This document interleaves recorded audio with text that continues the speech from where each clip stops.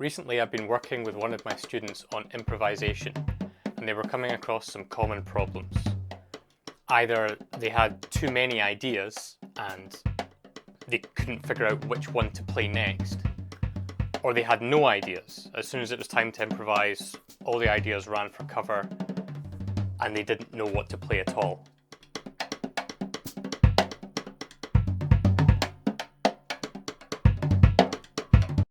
What I wanted to get them to focus on was, rather than trying to have lots of ideas, have one idea and explore it.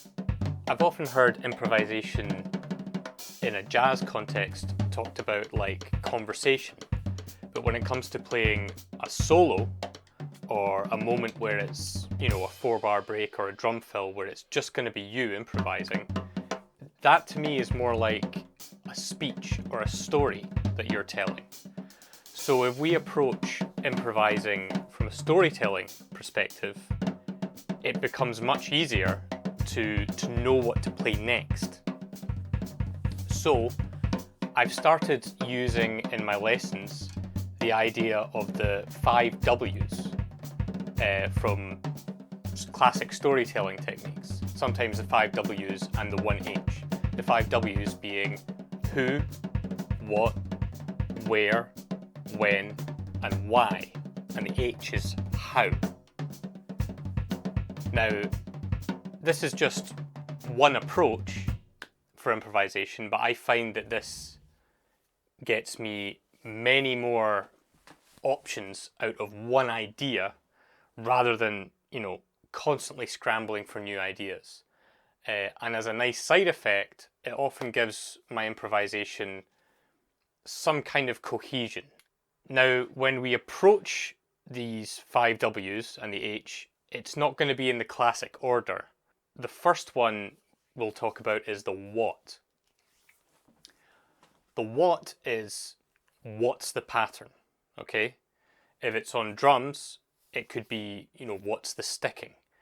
And for the sake of this video, I'm going to use a really simple one, and I think it should always be a simple one, which is going to be right, left, foot.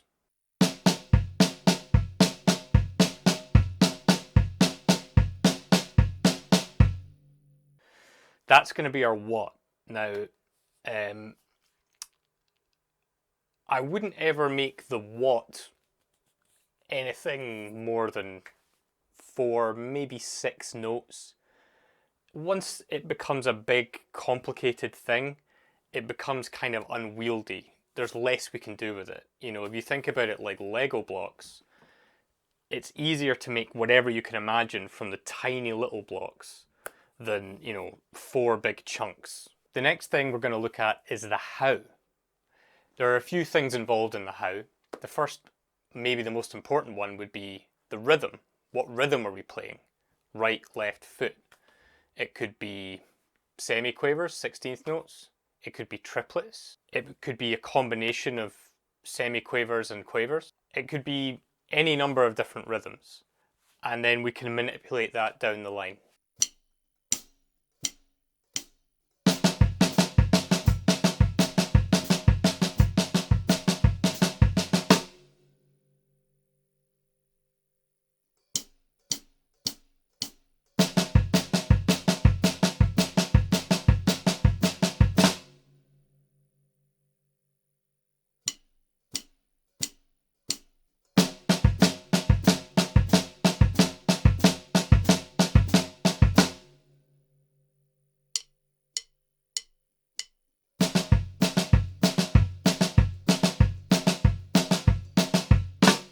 Other things that fall under the bracket of how would be dynamics. If it's the right-left kick, how loud are we going to play each of those notes?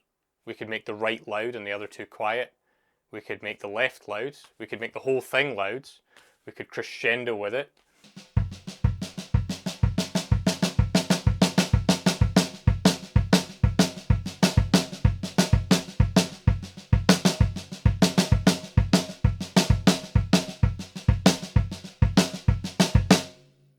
We can also start thinking about right, left foot. That could be a flam on the right. We could use doubles. We could use cross stick.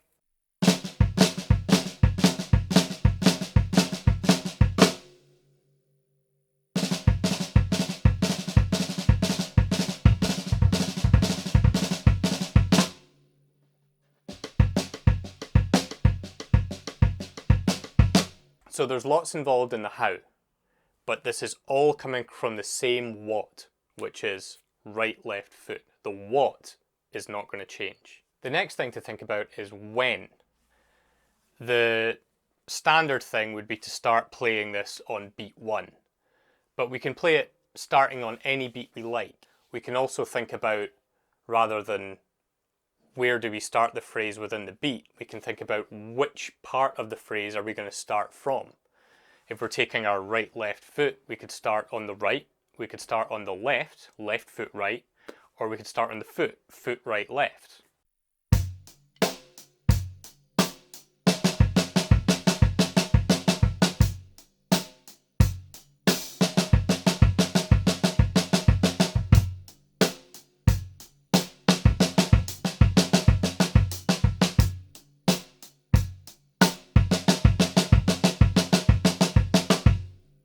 The next part is where. This part's really easy. It's just where on the kit are we going to play this. One thing you might not consider is that I've not specified which foot we're going to use. So the hi-hat foot can come into play here. So it could be right, left kick, or it could be right, left hat. We can move around the toms, we can use the cymbals. You can get a really wide range of sounds and phrases just from this same what, right, left foot.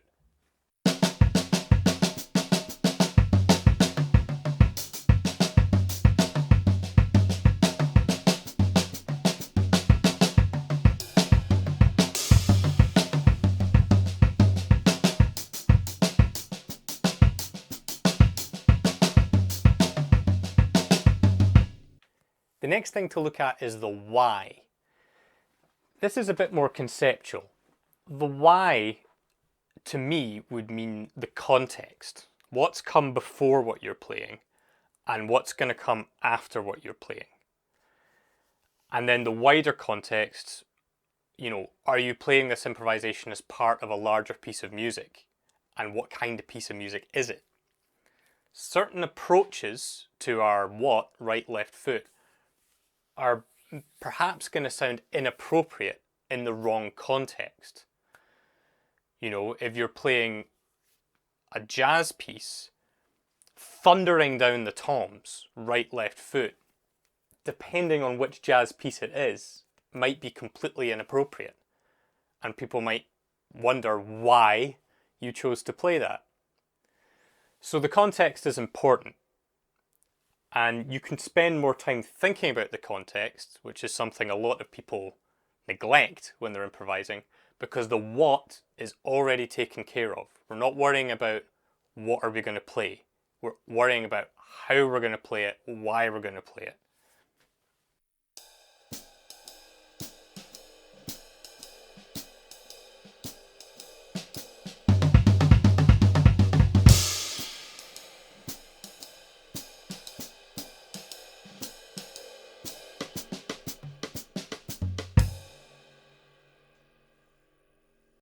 The final W is who. This is a bit of a strange one, but I find this really useful sometimes if I'm in a bind, if I have a drum solo or even a drum break to play live, and I'm just struggling to think of what to go for. Sometimes I need, even if I've got a what decided, that little bit of extra context. That's when I'll reach into my head for my favourite drummers. And I'll think, what would they do in this situation? Now, it doesn't even have to be drummers. It can be other kinds of musicians. It can even be things like directors or actors or just people you know and admire. It's a strange idea, but just think to yourself, if I was to approach this pattern, right, left foot, in the manner of, say, Sylvester Stallone, the nice thing about that is only you know if you're playing it right or wrong in that context. But it could lead you to some interesting new places.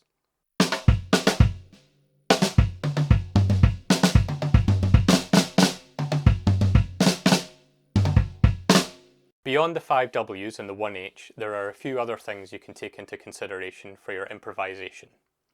The first thing, and something that helps me a lot when I'm improvising on the drums, is to remember that breaks, pauses, rests are just as much part of the music as the moments when you're playing notes.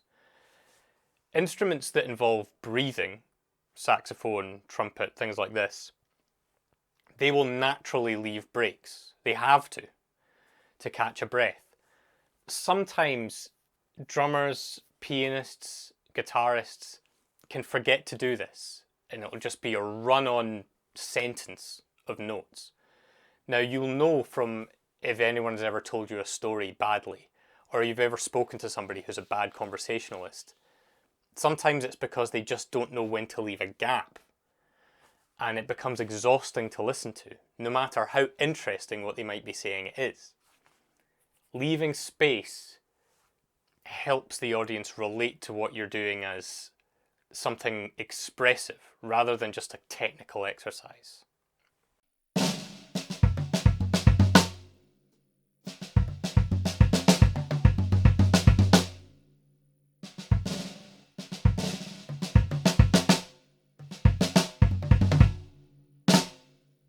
Another thing that's really useful for improvisation is the idea of question and answer.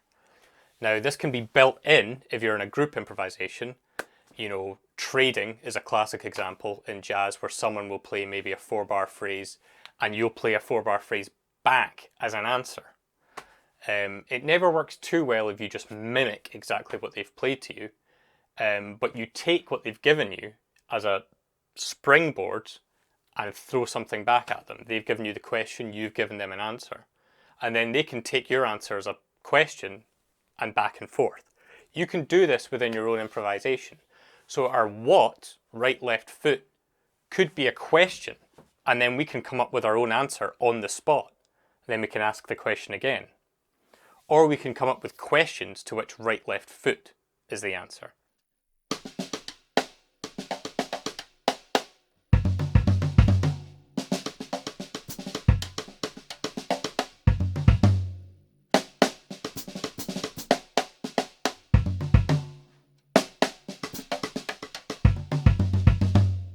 You probably won't form a solo or an improvisation just out of one phrase or one idea, but you can make one phrase or one idea, in this case right, left, foot, the main character of your story, the main theme of what you're trying to say.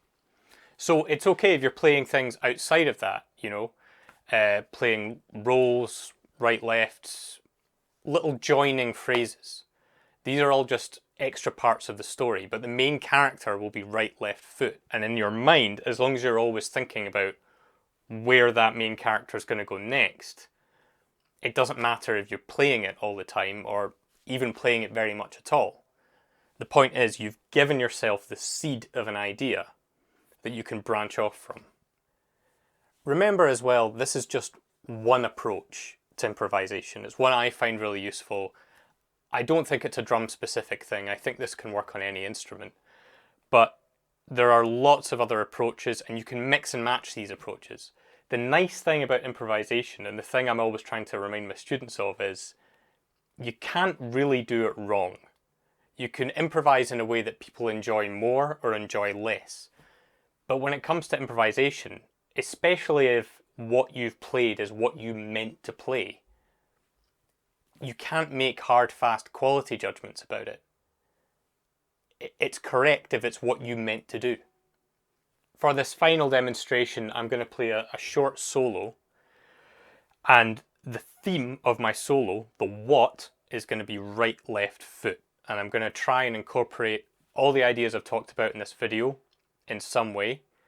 Even when I'm not playing right, left, foot exactly, what I'm going to be playing is going to be related to right, left, foot, either as some kind of morphed version of it, or as an answer to it, or as a way to lead into it.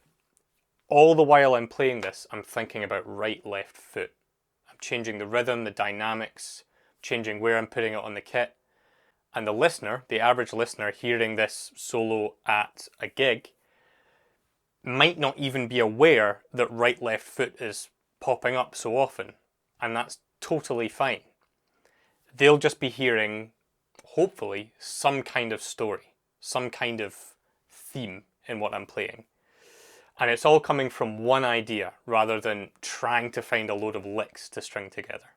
Thanks for watching.